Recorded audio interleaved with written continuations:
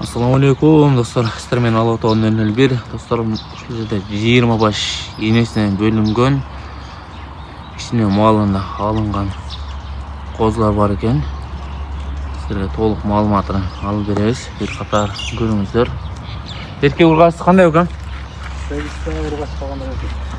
8 urgaç kalgan erkek he?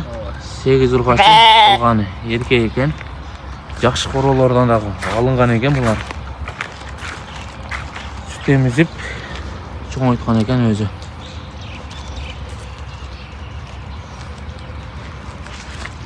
Kulakları çoğ, жақсы kozlar. Егерде енчиге алып кой кылып коем дегендер болсо алсаңыздар болот. Караңыздар, кулактары чоң. Жалбырак кулак. Басын канча койду угам? Basını 250, içine şüpherez. 250 he? 20 başka 250. 20 başka 250. Şu beresin he? Ovaga. Maşallah. Gelip жеринен көрүp, содалар сатып алсаңыздар болот. Жабытка кирип калган he? Kirip jemjeyt, ertemen keçekim ağa. Эртемен кеш жем жейт.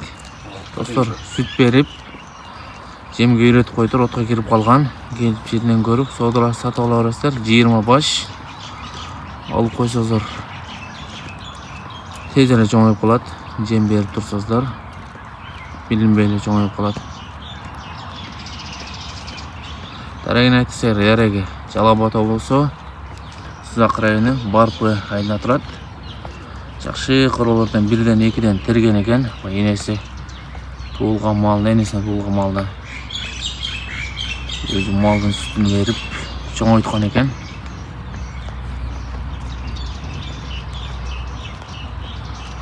Лайкты басып, достармен пайдаланып бөлүшүп коебуз.